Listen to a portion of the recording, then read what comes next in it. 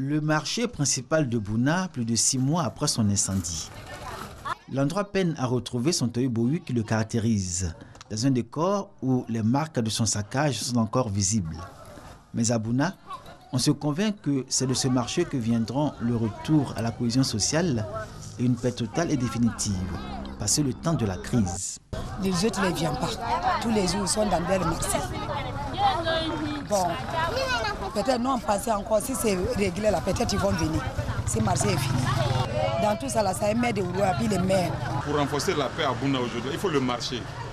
Si le marché est fait là, la paix va venir. On sera obligé de vivre ensemble. Au quartier de Repos 2, notre marché, né à la faveur des violences qui avaient opposé la communauté Lobi, Malinké et Koulango. Une création des lobbies pour, disent-ils, fuir les représailles d'après-crise. Ce marché sommaire, présenté comme provisoire et toléré par la municipalité, continue d'être alimenté et fréquenté par les populations. Si aujourd'hui on doit dire aux yeux de tout le monde qu'il n'y a pas de problème, c'est que ce marché-là ne doit pas exister pour qu'il y ait un seul marché unique. La mairie n'a pas donné de OK à un commerçant pour s'installer de façon véritable là. C'est une stigmatisation. On va dire marché des lobbies. Est-ce qu'un commerçant Koulango aura la place là-bas pour s'asseoir? Nous rassurons les populations. On a déjà fait le point au ministère de l'Intérieur. On a déjà même envoyé un échantillon de magasins qu'on va pouvoir construire. Bon, nous sommes vraiment dans l'attente des moyens. On a beaucoup d'espoir avec la République. Dans la ville de Bouna, le marché de Repos 2 fait controverse et alimente les interrogations quant aux causes de la crise, les motivations réelles des protagonistes. C'est comme marché. Je ne suis pas encore partie là-bas. Et pourquoi?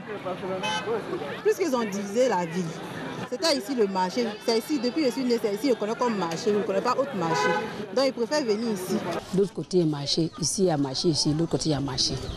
Donc, on prie Dieu aujourd'hui là. Par là, il ne faut plus que ça revienne encore. On va devenir sœurs et frères.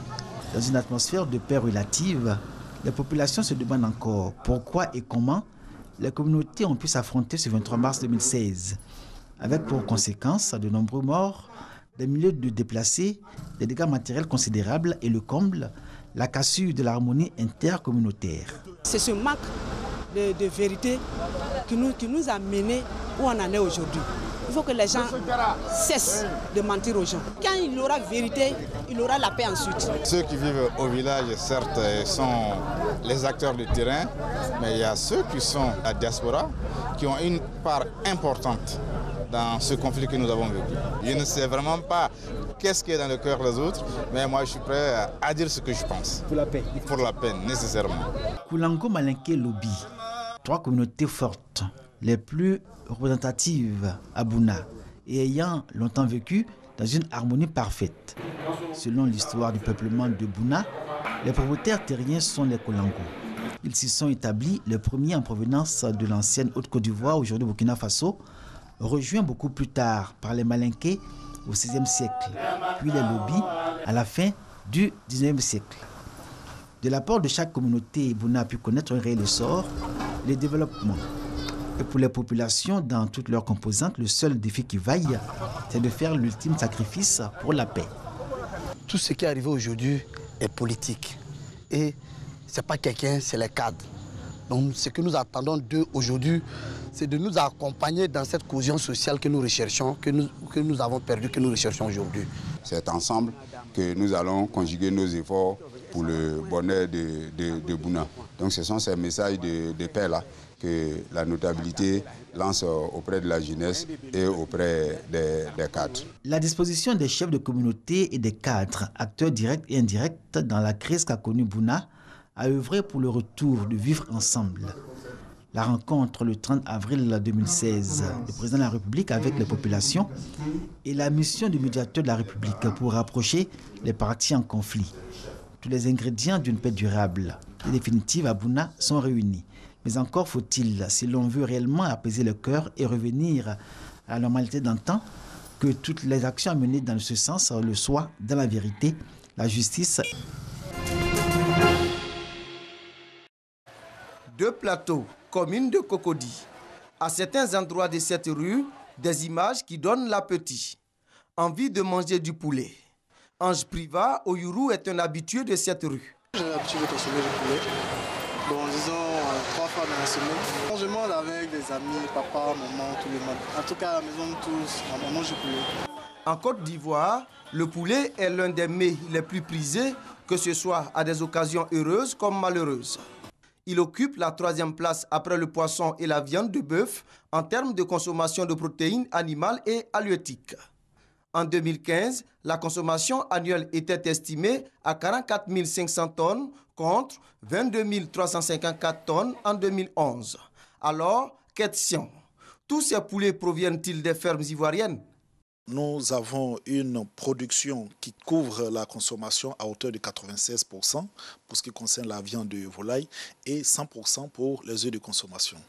Ce qui fait un gap de 4% à combler pour permettre à la Côte d'Ivoire d'être autosuffisante en protéines avicoles. Par rapport à la production de poissons qui couvre seulement 22% de la consommation nationale, on peut dire que beaucoup d'efforts ont été faits par le gouvernement dans ce secteur à travers plusieurs projets. L'exemple du programme d'appui à la production avicole nationale PAPAN, mis en œuvre en 2012 par le ministère des Ressources animales et halieutiques. Le PAPAN vise à renforcer les capacités des aviculteurs et à mettre à disposition des financements pour l'extension de leurs fermes ou activités. Nous avons enregistré près de 200 éleveurs qui n'avaient pas de statut juridique, qui sont passés de ce statut à un statut légal d'entreprise que nous avons appelé petites et moyennes entreprises avicoles. Autre action encore concrète en faveur des opérateurs, c'est d'être leur conseiller permanent.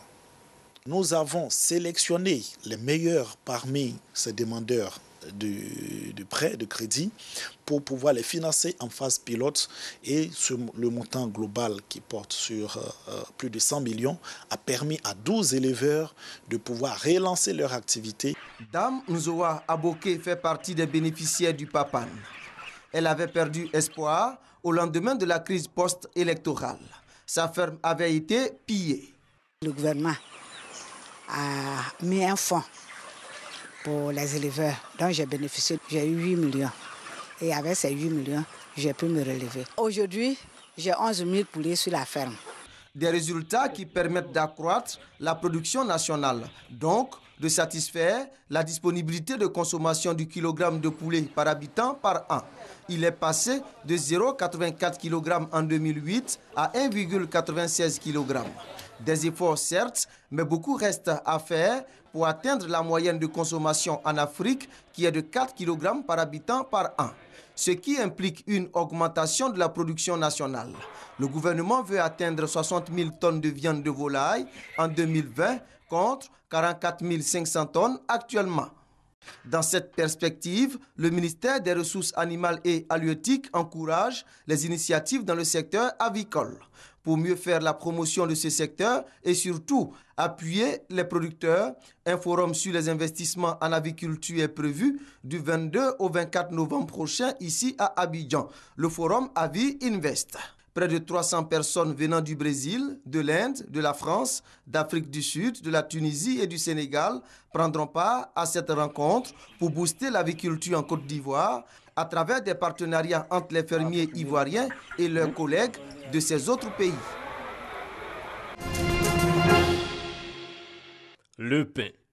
En France, il a une histoire. Sa naissance le 15 novembre 1793, naissance de la baguette de pain pendant la période de la Révolution française. Au XVIIIe siècle, un décret de la Convention stipule que tous les Français devaient manger le même pain. La baguette symbolisant l'égalité entre riches et pauvres, égalité devant la loi. Tous les boulangers sont tenus sous peine d'incarcération de faire une seule sorte de pain, le pain égalité. En 1856, Napoléon III, à son tour, tenta de réglementer la taille et le poids du pain, 40 cm et 300 grammes environ. Au XVIIIe siècle, 90% de la population tire ses calories quotidiennes du pain. Au XXIe siècle, le Français en consomme environ 150 grammes à jour. Une chute qui ne fait pas perdre au pain, à la baguette surtout, son qualificatif de reine des pains. Inventée au tournant du XXe siècle, la baguette, avec sa forme longue, est le pain le plus demandé dans les boulangeries. Auparavant, le pain était sous forme de miche et se conservait plus longtemps. Mais aujourd'hui, les boulangers ont découvert qu'en pétrissant beaucoup plus longtemps et plus vite, on obtient un pain plus développé, plus volumineux et très blanc. La modernisation des boulangeries est depuis ce temps en marche partout dans le monde.